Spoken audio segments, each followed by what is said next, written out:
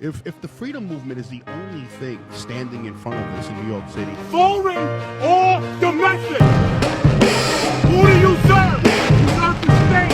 You serve the New World Order.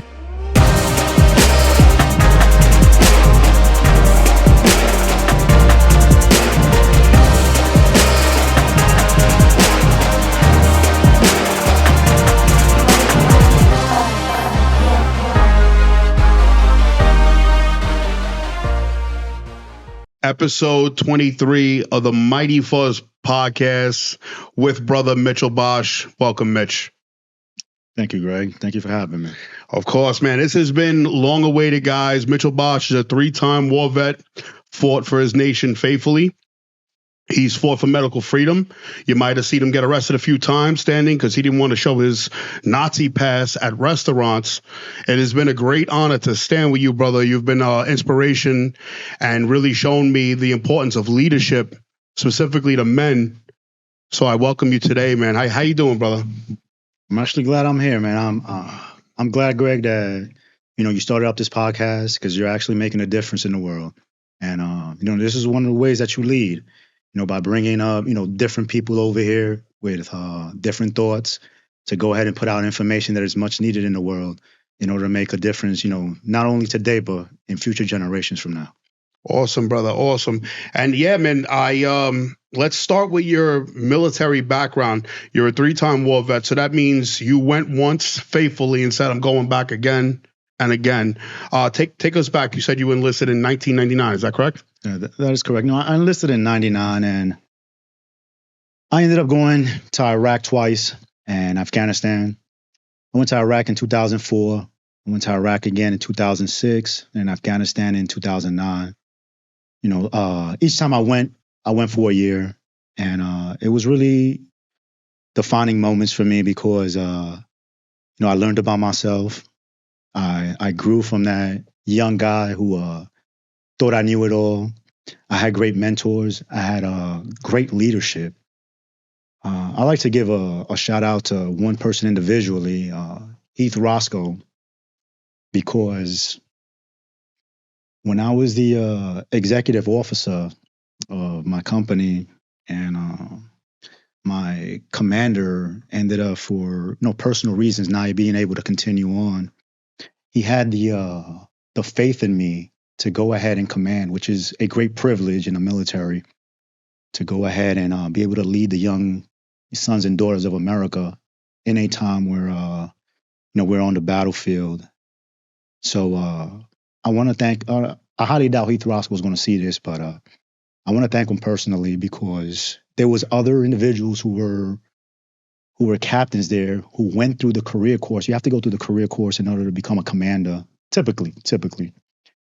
And they were qualified to take the position, and I would have kept the position as an executive officer, so second in command. But he believed in me, and I had a great team in Afghanistan, and we all made it out. So yeah. We hear stories like that, man, and you shared with me some stories privately about seeing men and women not making it back home, and that's 3 tours. There's a lot of life. How much time were you in the military for? I was in for 15 years. 15 years, okay. Yes. So almost 2 decades you've given your life to the military. Seeing where America is now, what is that like to see the country in peril at this moment? What you've been fighting for, hearing now, 20 years later, our government may have been behind 9/11. What is your take as a military man that gave 3 times, went into Iraq and Afghanistan? What is your take on seeing what the government's doing today? The government today is giving people misinformation. It is pushing us through an agenda. This has been getting done for decades. This is not just something that happened today. Most people who enlist into the military are typically from underprivileged society, right? Where they're going in there for an opportunity to go ahead and change their families, their lives. And ultimately you could give up your life. I truly believe that the government has a responsibility and a duty to go ahead and always work in the best interest of the young men and women who are willing to give up their lives. Same thing like police officers, same thing like, the fire department, some things like, any type of law enforcement entity. And we're being misinformed on a very high level that is,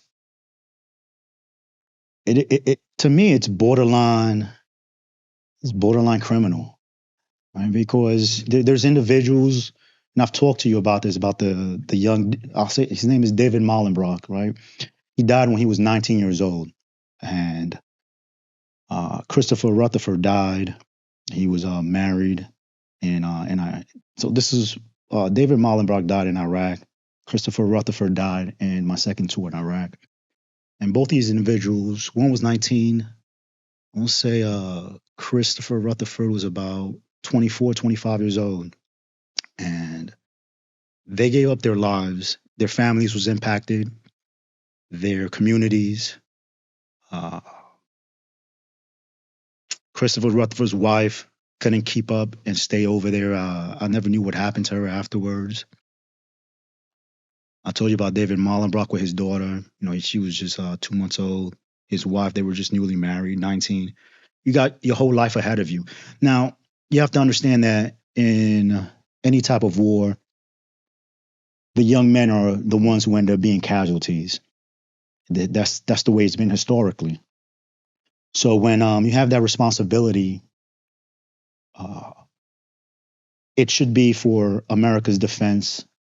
It shouldn't be for the the military industrial complex, for certain companies within that, Boeing, to go ahead and make money and to produce, for certain politicians to, get, certain type of kickbacks.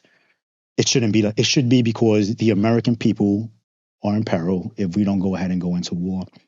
So, knowing the truth many years later, I could see, because being in Iraq and Afghanistan, I would notice, looking back that pretty like 95% of the people were, when I was out there, they were great people.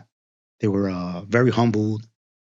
They were, even though they were underprivileged, they lived in, I saw people living in mud huts and no electricity. They were very humble. They were great people.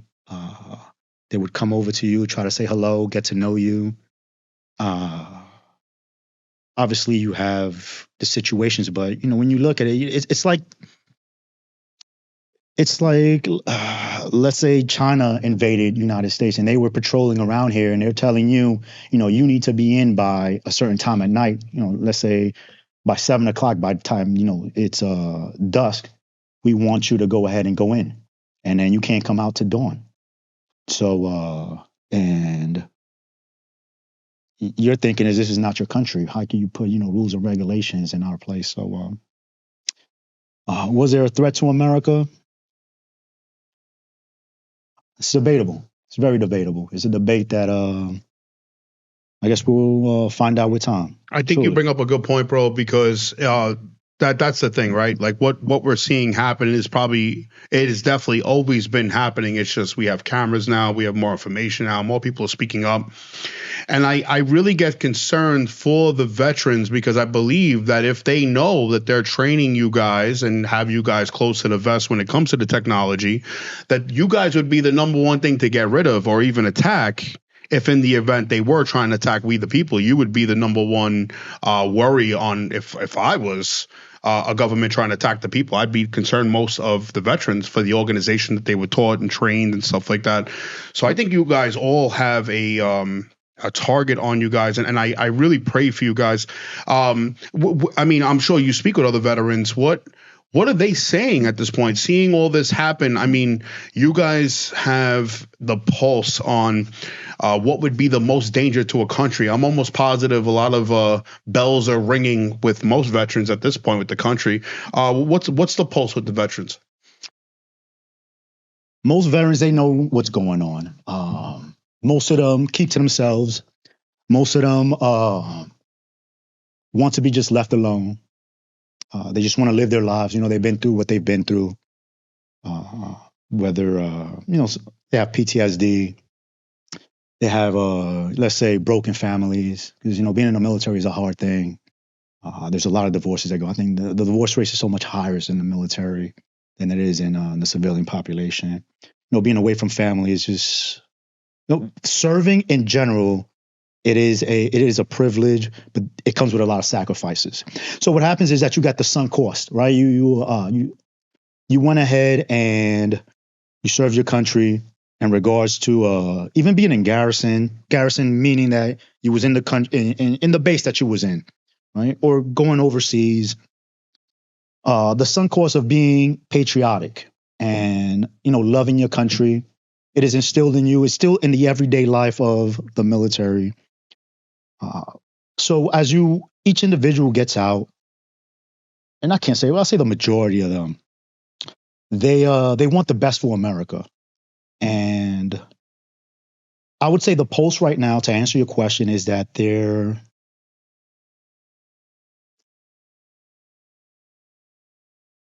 just being quiet. They're watching. They know what's going on. There's always a network, because obviously with social media it's easy to keep up with each other. And I think if anything ever were to happen, I think the old vets are ready to go ahead and be prepared to give up their lives for their country. I really do believe that. Isn't it scary that we're even talking like that? And it's looking at the terrain at this point. Do you see it getting kinetic? Do you see some type of unrest or violence that the government purposely happens in our country? Or is it because there's a lot of people that aren't veterans and stuff like that. They no, the government has it under control. What's your take as a veteran seeing what's going on?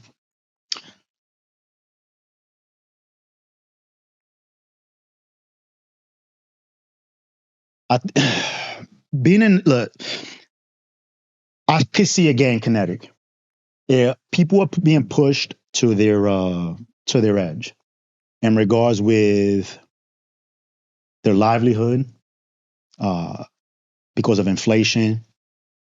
People are stressed out, and it's not just veterans in general, right? But a lot of veterans they live off a fixed income for the most part, and as inflation, which is one of the ways that the government right now is pretty much stealing from the American people. It is by the whole printing of money that they're doing. It is pushing people to the edge, and the way America is going, with it being so divided. Obviously, we need to find a way to come together as a country, regardless of politics, and because we all got to understand we're American first, and that this is really an attack on the American people. Amen. Now I know we're being very general right now. Yeah. So I'm assuming a lot of people who obviously listen to your show, they already know what we're talking about. We don't have to expand on that. But the problem is that if it did get kinetic, they're going to start for the most part, blaming these vets, they're with their, that they're far right, that they're, they're extremists, they're domestic terrorists, they're white supremacists, Even though you're Dominican, right? You're Dominican? Well, my parents are Hispanic, just Puerto Rican and Dominican. Yeah. Puerto Rican and Dominican. They call you white supremacist. Is that amazing, guys? So, that's the way they try to pigeonhole you into a group. Right. Yeah. But I truly believe, I saw a lot of veterans on January 6th on that day. I guess we could start transitioning over to January 6th. And that day, there was a lot of veterans that inspired me. I was talking, there was a lot of families, a lot of patriotic individuals from all different types of races, backgrounds. So with January 6th, getting into January 6th, I was also there. Did I ever tell you that? Yes, you did. Yeah, man. Yeah. But I came from a different perspective. I was just coming more because I was in the position that I wasn't really political. I grew up around a lot of, like, growing up, most of my friends would say they were Democrat, but didn't really have any Democratic stances. I was in the music game, which is all like Democratic push. They try to put their hands inside, with the artists and stuff. And I caught myself, not that I supported Trump, but I caught myself defending him because I knew the media was lying. And then they almost forced me to kind of back Trump. And then I'm like, oh, I got to go down and I want to meet these Trump supporters that they keep calling a racist, that they're going to keep calling bad people across this nation. And I got to say, I met some of the most incredible people I've ever met in my life. And I'm not a Republican. I love freedom. I got educated after, but I actually had a great time. I wasn't on the side where all the shit happened, ironically.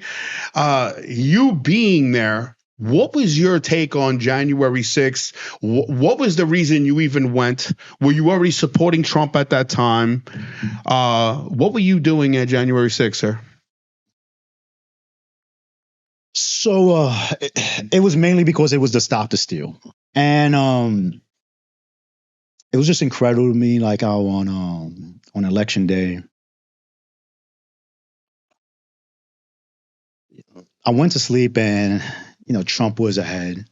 And I'm thinking, I was really thinking that Trump was going to win. And I wake up the next day and they got, Biden got all these votes. And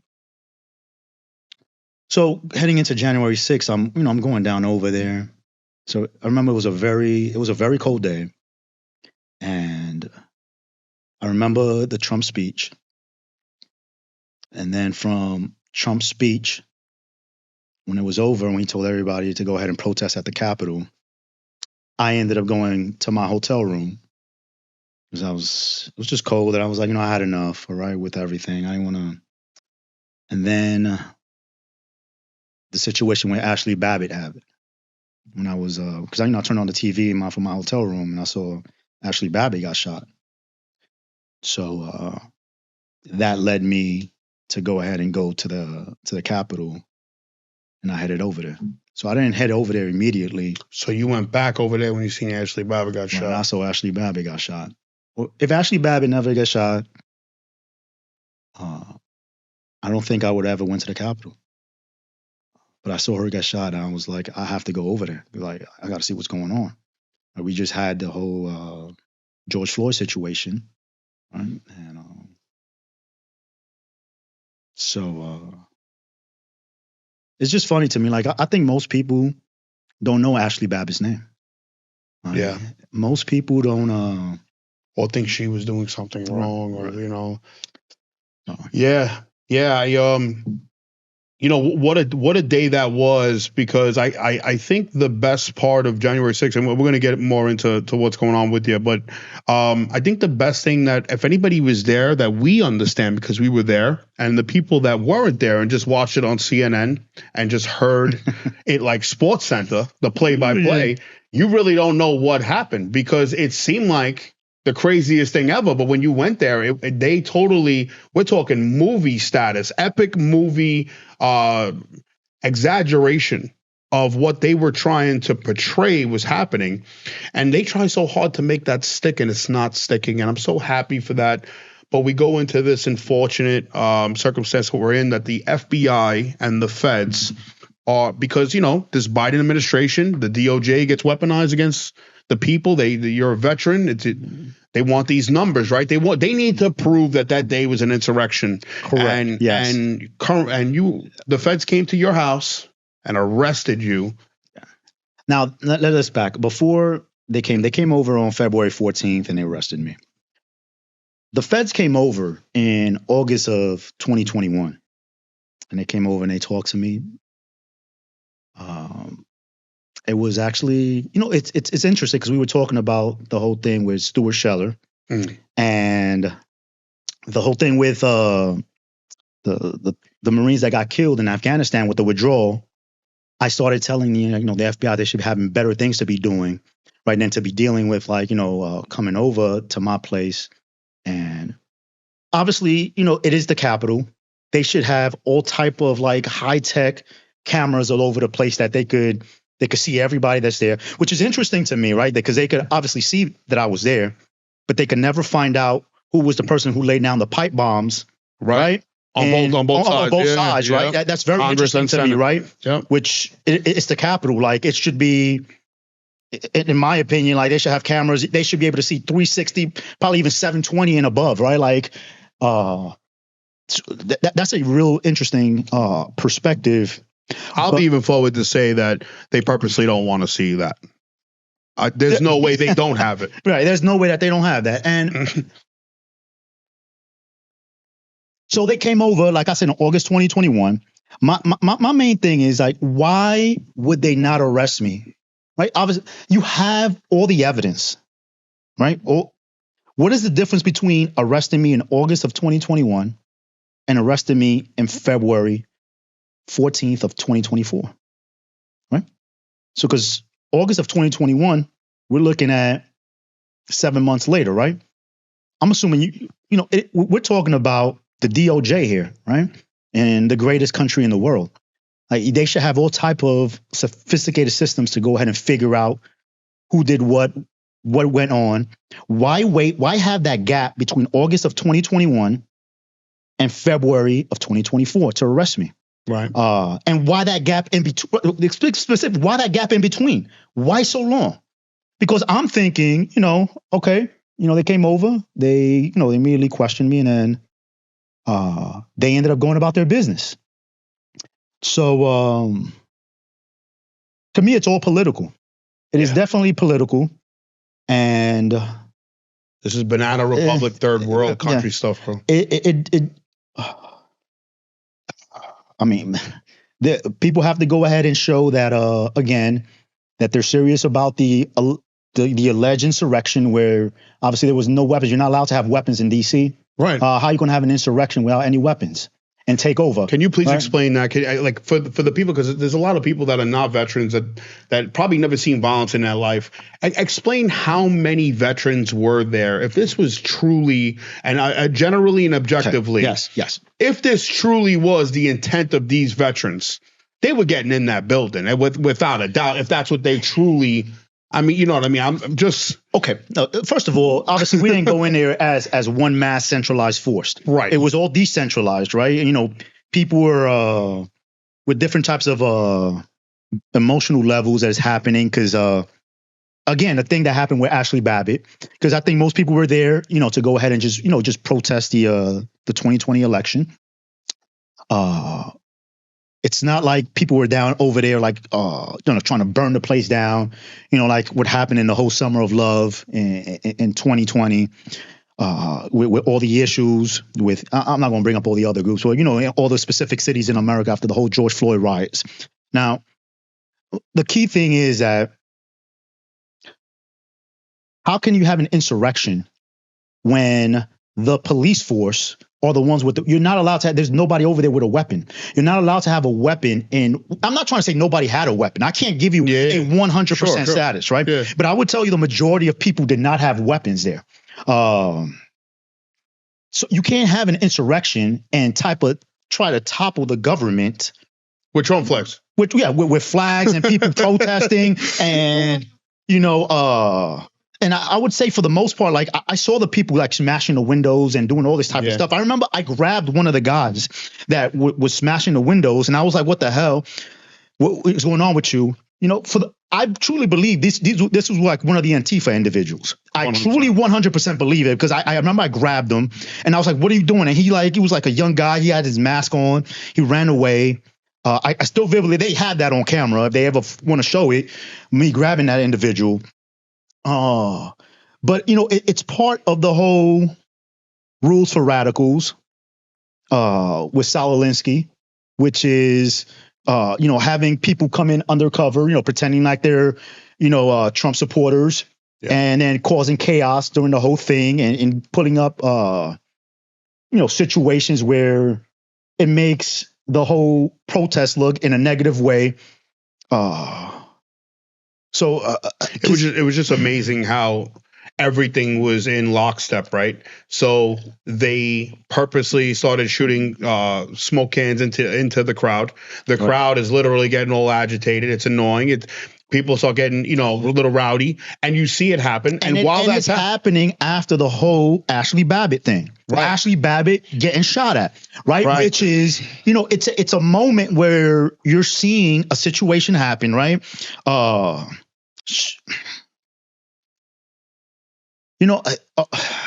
didn't do my homework on this one right now, and I probably should have. But what happened to the officer that shot Ashley Babbitt? Do you know? No, I don't. I didn't try to make him out to be a hero, right? They make that he's I'm not sure right now. I'm just asking in general. I didn't look into it, but I watched one interview on it, and they were trying to make him out to be a hero, that he stopped some domestic terrorist from breaking in. It was a woman that was in the Air Force, and they tried to say she was military trained. So just to finish up with what happened with J6. Currently, where I know you can't talk much about the case, but where are we at this point in your case? I just finished getting indicted, so I got 7 charges. 2 of them being felonies, 5 of them being misdemeanors. It's everything from assault, impeding an officer, to being on restricted grounds. Those are the 2 felonies, and then I can't remember the other 5 misdemeanors. Is it true that they got you inciting a riot and the word? Yeah, there is inciting a riot. That's another one. Yeah, and the word. Riot, yes. I want this on the record. The words you said will hold the line. Is that true? Yes, that is true. Hold the line. Yeah, I guess that is true. Yes. Man. So, this is what we're dealing with. This is what the feds are doing. Yeah. So I did say those. Yeah, I'm not. That is a factual statement. I did say hold the line. Unbelievable. Yeah. This is what the feds are doing. We got all these other problems in the country, but we're worried about Mitchell Bosch and J6 saying hold the line. We got to really think about the state of America right now. It's sad. It's sad. All you can do is laugh. I know you don't really want to get into the medical freedom stuff, but I just want to say, that there were videos that went nationwide that people seen, that men like yourself, and I had the honor to stand with you, brother, among many other freedom fighters in New York City. Probably some of the most memorable times of my life, because we live in a city that most people actually agreed with the mandates. We live in a city where, or like you say, indifferent. People that don't want to, get their hands dirty or rock the cradle. And you were such a leader in that movement and such an inspiration to so many of us, man. Out of all the sit-ins that you did do, I have to ask on record, what is your favorite or most memorable? Oh my God. I would have to say, out of everything, it was really the first one, because that's really where we built those relationships. Life is about relationships, and being able to have that. That's one of the things that's lacking, is that human connection. Most of us are, in the whole phone, being on there, social media. Life is about human connection, making relationships, meeting people. Whether they think like you, they don't. And being able to develop those relationships into lifelong friendships where you could trust people. I would trust you in any foxhole, Greg. And that's a you like that, I would always have your back. But I really want to get into like solutions, right? Because we're talking about a lot of problems, right? And there's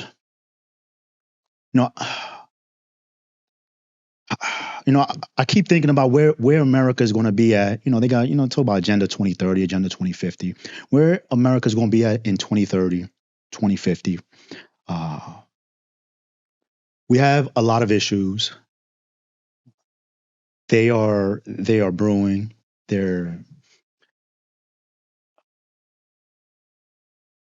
What do you think are some of the solutions? I'll ask you first. What do you think personally, right? How can we bring this country back together? So this is actually a question I actually think about every day. So I have a couple ideas. The first thing, I believe it has to do with education. Like what we spoke about before, I truly believe they want us to get physically or kinetic to fall into a trap so they can justify using all the military technology they have. If you notice in New York, now that you've lived in Florida, you come back, a lot more cameras up. Yes, a lot of there's stuff definitely up, yes. and all they need is the right unrest, and they will get what they want, and they could justify it. Matter of fact, you can get a whole bunch of New Yorkers to get behind the surveillance as well at this point. So if it can work in New York, it can work in other places. I think the solution is education and to hold them accountable to the oath. By doing this, you work up the chain of command. And if people on lower levels like the city, state, don't want to uphold their oath, we can go over their head. And initially, if it gets where nobody wants to uphold their oath, we can give direction directly to the military to hold them accountable with tribunals. And this system was created in the founding of this country. So that would be my solution, brother. You? I really think we need to go back to bringing back the nuclear family together. That is the solution. Like everything is based off of that. And one of the biggest things that we have is everybody's fighting each other. Men are fighting women. I tell you, people are fighting. Republicans versus Democrats. The whole divide and conquer. People are fighting within Hamas, Israel today. There a lot of these things are distractions from the big thing. Taxes are way too high. Most people, I believe, could go ahead and sustain if taxes weren't at such a high level. The current administration is always talking about, they're gonna, tax the rich and stuff. You're overtaxing the poor, right? The people at the low levels, and there was we all know there was the war. Obviously they say it wasn't just about taxes, right? With the American Revolution, but people are being choked up, right? Like we got congestion pricing coming up in New York City. Everything is being taxed at all time. Yeah. And not only are we being taxed, I would argue, that being taxed would be an okay thing if the money was being used for the American people. However, the money is not only are we being taxed, but the money is being printed and being used to sent overseas. That money needs to be used in order to help out the American people. The American people are suffering. The American people need help. They are under constant stress. They are in a lost state. They are just, it's like a person who's on the verge of losing everything. Everybody's just, looking out for themselves. Nobody's worried about anybody else, which is fine because that's the way it is when you're looking, because everybody's like in this survival. But when I say everybody, I say most people. Yes. They're in this like survival, and that's the way the government wants it. One paycheck away of losing everything. Right, right. There are people living paycheck to paycheck, and we need to take out a lot of the branches of the government and go and limit government from the way it is. Yeah.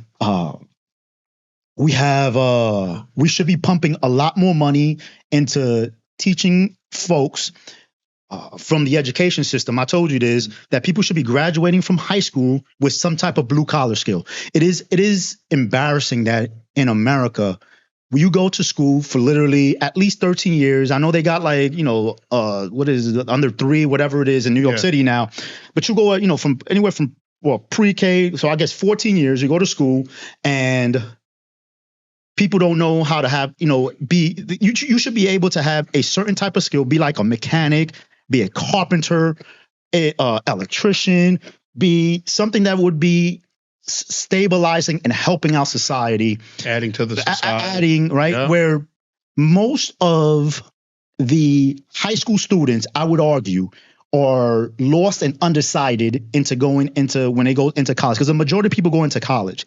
And all it is, the public school system is just a direct funnel, right, from being public school into the colleges, where you allow students to go ahead and go into, who knows, tens of thousands to hundreds of thousands of dollars in debt at such a young age. A lot of them being undecided, don't know what they're doing. They go off over there, during their 4 years. They're pretty much, I'm not saying everybody does, but a lot of them are, partying, having a good time.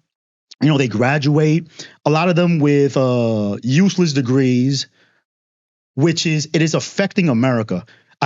So not only do we need to fix it from the 2-parent household, from nuclear family, but it's going back to what you're saying with the education system.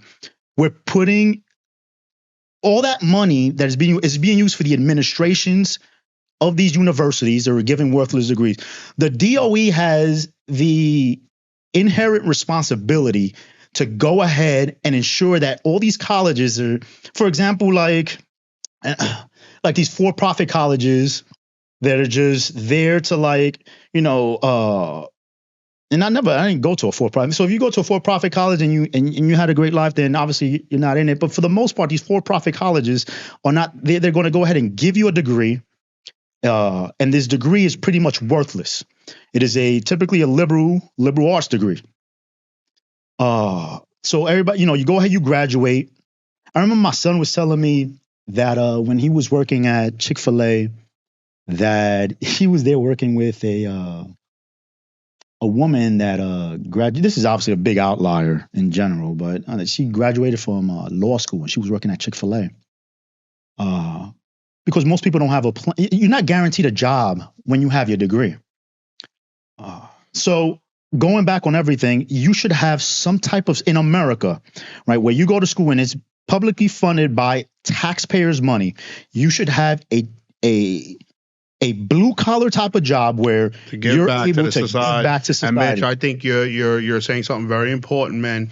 People go to school for 12, 13 years and still don't know any trades, really nothing that's helping them or helping the society, specifically because taxes are being pumped in. If we're going to do this hybrid socialist system, and we all agree, we the people agree. I personally don't, but if let's just entertain it for a second, then the people should give back to that society. It should be a cycle. It shouldn't be like money going in and nothing coming out of it.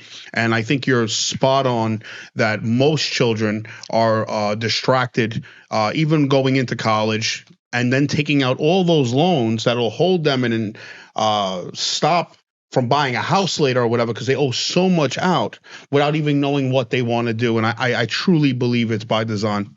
Truly, brother. It is by design because, it is about America in debt. And people are in debt through, I remember when I first went, I went to John Jay College when I was turning 18. I remember I got a credit card right there. They offered me a Kit Kat. And I put my name, I applied for it. I got $500.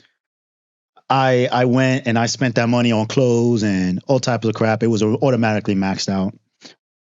And I'm not saying that an 18-year-old shouldn't have the opportunity to get a credit card or anything, but we have to look at it, the impact on America and the way it is with the way we're and that's what the elites want. They want us in debt, obviously, to go ahead and control all of us.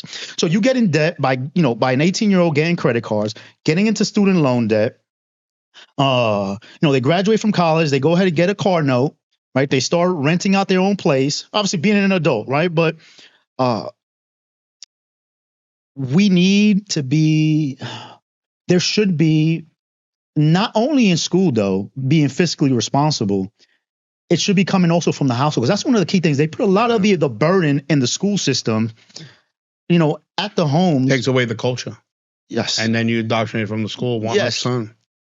And obviously the schools are being Marxist, but that's a whole totally different. But a lot of people in their homes are not. I'm guilty of it myself. I'm not going to say that, but we should be, helping out the young generations in order to be future leaders. But, everybody's caught up in this society of debt where people don't have time. I read a fact one day that most people spend about less than 30 minutes a day with their children, right? Because, they're going to work for 8 to 9 hours and, getting ready in the commute, getting back. So our children are being raised by society. And I don't think today's society is mentally fit for the most part, especially in in these liberal cities. Like all you got to do is just walk around, and you will see how it is. So Yeah, the people here are very, very dependent on the government, man. I was just talking to Don Q yesterday. He's a farmer, and I was saying, I'm like, yo, bro, I being from the city, and I can speak for most people from the city. We don't know how to hunt, we don't know how to fish, we don't know any of these things. It's almost like a bird in a cage that doesn't know he could fly, and it's total dependence on its owner, and that's exactly what people in the city are, and it's really stealing. Like this convenience is stealing things that we should know innately that come with our being, right? And it's like a synthetic life. It's a synthetic world. It's Sim City, bro. Human beings were not made to be living in cities. We were made to be living out in the country, like you said, hunting and fishing. That's what really is going to make you happy. Building your own home. Obviously, when we went from an agricultural era to the Industrial Revolution, people came to cities because there was opportunities. There was money to be made. You can talk about the whole Rockefeller thing with, with the way they did the school system. But my point is that by being in these cities, being in cities is not a natural thing for human beings. Like in the whole, I say from the Industrial Revolution, so we're looking at anywhere like over about 120 years in the Industrial Revolution, which is just a small time in the whole thick of human life, right? Because we've been, I don't know how long, but I'm assuming thousands of years, right? The first human beings that came about. So it's a really small percentage. We're not made to be living in cities. We're made to be out there, being on a purpose, trying to find things, hunting, fishing, going out, exploring, going and meeting new people, helping each other out, helping out your neighbor. That's why a lot of people today are moving out of the cities, obviously into the suburbs again. So there's like this big thing in Florida where I'm seeing so many people moving down over there. But the key thing is that we're not made for cities, and obviously the government has made it the dependency with the whole welfare system in order for you to stay on there, so they can go ahead and control you. Especially, this will be a whole different other type of topic with the destruction of the nuclear family with the whole Lyndon B. Johnson. Yeah. And which is, they did a great job. Man.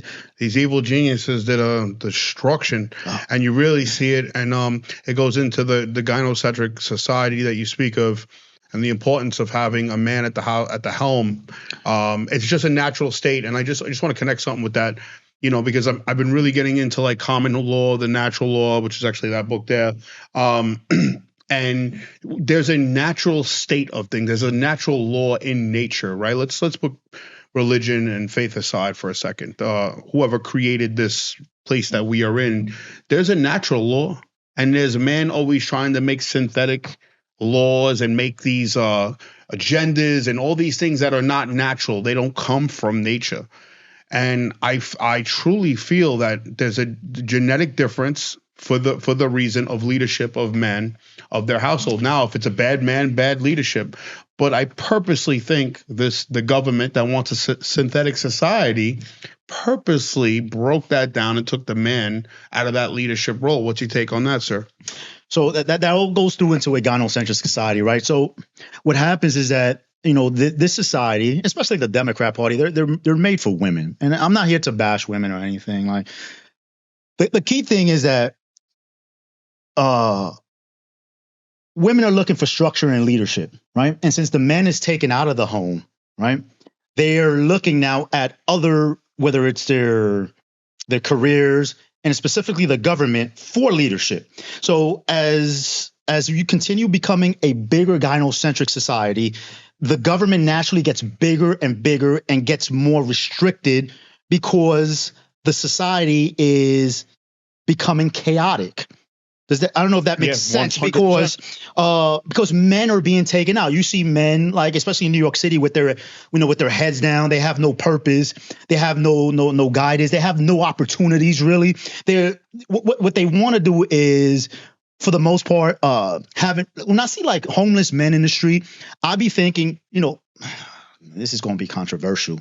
Like an opportunity was taken away from them, right? And I'm not saying that all homeless men, like some of them obviously messed up along their lives, right? But that homeless man in a patriarchal world would have an opportunity to have a job, meet other people. But since everything is pushed in this gyno-centric world, it is a natural thing for the government to get bigger. It has to happen because the 19th Amendment, the 19th Amendment, right? There's the void. The void is the men, right? And the men are taken out. So the government is now your daddy, right? And they're going to continue restricting more. And we talked about this another day. Like, again, this is a controversial thing. I believe that slavery is in our DNA. Like, it is. Every single ethnic group in human history has been enslaved. We have been, for the most part of human history, it's been under slavery. Obviously, America is it's new in regards with the way it was, the constitutional republic, being able to be we the people, giving us this capitalistic opportunity. But they still were able to put in the debt slaving, like you said. Yes, They did it in a different way. It's genius. Again, this goes to the taxing of everything, making the government bigger. People are getting pretty much beat up every day, right? You hear it every day. People are always talking about inflation and how everything is so much more expensive, but they're complaining just like slaves were, literally like slaves were. With no solution. With no solution, right? And then when people give solutions, so just like during the time, it could be, and I'm not just talking about in America, anytime in the history of the world with slavery, right? When somebody try to grab you and tell you, hey, like, Greg, let's go ahead and let's leave this encampment. Let's figure our way out of here. I'm just using you as an example. You could be like, no, I saw 20 other people get, whipped and killed, right? I'm staying right here in this slavery, and I'm going to oppress myself. So this is in our DNA. It is in our DNA to be slaves. And people today are literally slaves with invincible shackles due to debt. And I would argue that as much as they talk negative about it, that, everything is going, I think that they love it. 100%. They love it. and I believe, you see it with people that hate their jobs. You see it all, like they're doing things they don't want to do. No, I agree. This is powerful, man. 100%. And that's why it's so important for leaders like yourself, brother, and other leaders across this nation to be standing, because there's another thing that just like it's an innate, that there's like this slavery in all of our DNAs to just listen and take orders. There's also courage is contagious. And I did notice that too. And if you get enough people to start standing, you believe in them so much, they'll start believing in themselves, brother. Okay. I agree. The problem is that there you go complaining again. I need a solution. Okay, so let's come up with a solution. No.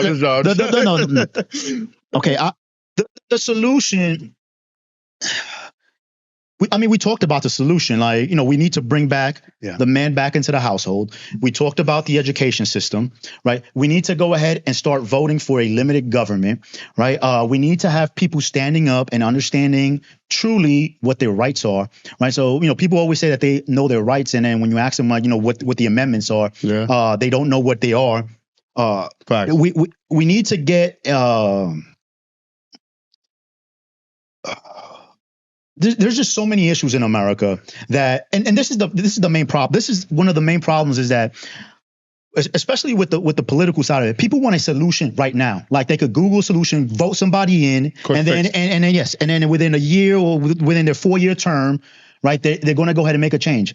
That's not the case. Nobody with the situation that America is in, it is going to take decades. That's right, for to come back. It is going to come back. Yes, it's going to take time. It's going to take. It could even take even bigger than that, which is.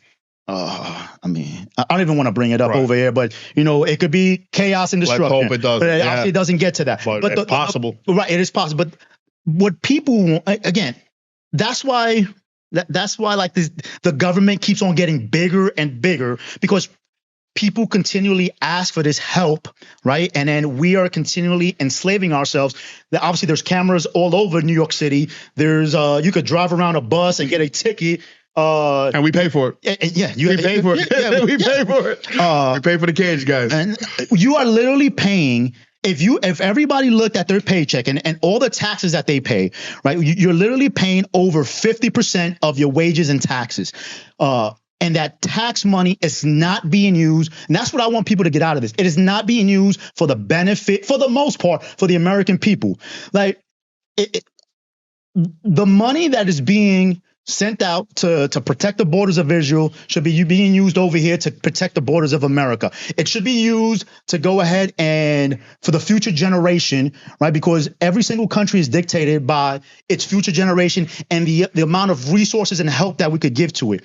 We don't do that. Helping out people in need. So why is it that if I'm an individual and I'm for example, if you were to ask me, Mitch, can I get $5,000 a month, right? Because I can't afford to pay my rent and my bills, right? I'm going to tell you, no, Greg, I can't give you $5,000 because I need to take care of my home first, right? We're under a fiscal constraint. So why is it that America, right? Obviously, we know why, because it's dealing with the military industrial complex, which is going to go ahead and get America into war with us. And then it's going to make people and companies anywhere from millions to billions of dollars. It's a shame that we're in this position today because there's been a lot of men that have sacrificed and women that have sacrificed their lives from the time, America was created. And America is not perfect. It is not perfect, but it is the greatest country ever created with the forethought of our founding fathers who were not perfect. Yes, we had slavery. There was millions of men and women who participated and allowed individuals to end slavery here in America, both of every type of skin color. And then we're here today, just dealing with identity politics. This is all chaos and we need to come together as a country to figure out what we're going to do. We need people who have a lot of people got podcasts and they should be using this, I believe, podcast to go ahead and get people together, right? Instead, people talk and they come up with things and solutions with like everything in America. If you have a large platform, let's use it to bring people together and see that what we could do to save this country. This country needs to get saved. And this is and I'm saying this really because I've seen men lose their lives, right? Like we talked about earlier in the show. And not only did those men lose their lives, but, there were individuals in World War I who were 16, 17-year-olds, even probably 15 years old, who enlisted into the military, lied about their age, right? They never likely been with a woman, never been married, never had an opportunity to have a home, lost their lives on the shores of Normandy, lost the sacrifices that they did for us to be able to be here today. And it's a shame that we as people are in this position. And it's due to many variables that we talked about. But the key thing is that we need to figure out a way to come together. I wish I could give the perfect solution. It's such a complicated thing. It's not easy for multiple solutions. Mitchell Bosch, it has been a pleasure to have you on this podcast. I really thank you for coming. I know we tried to set this up a few times, and I know you're very busy. You got a lot going on. So we thank you for coming. We also thank you for serving our nation faithfully, and everything you've done for this city. You've been an inspiration to many of us. Do you have any last words of encouragement? And also, how can people get in contact with you? Greg, thank you, man. I'm really proud that I met you, and you'll always be my brother. And like I said, I'll always have your back. If you want to contact me, I'm on Instagram at man_instant advice. But to the American people, and anybody watching this, you literally won the greatest race of your life. You was actually a sperm at one time, and you beat out a million others into that egg. and you was given the gift of life, not the curse of abortion. You're made over here to make a difference and to understand that life is supposed to be a series of challenges. It's supposed to be a tough thing. It's not just all life has never been for thousands of years, laughters and fun. Yes, you can have fun, but you're here you have an opportunity to go ahead and change the course of America. So understand that being American is the greatest privilege you can ever have, in my opinion, and that every day that you have air in your lungs and that you're able to wake up in the morning, you should be thanking the Lord and thinking about how can you make a difference.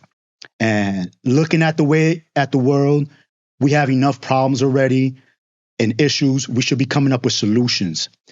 So I truly believe that somehow, some way, we're going to go ahead and get out of this whole situation. Hopefully we can get out of it without any blood being spilled. But I'm here for the cause. And if America needs me at any time, I'll always be ready and make a difference. And that's what I have. So are you saying we will win? What I'm saying is we can and we will. That's it, baby. Episode 23 with Mitchell Bosch, the General, and we're out.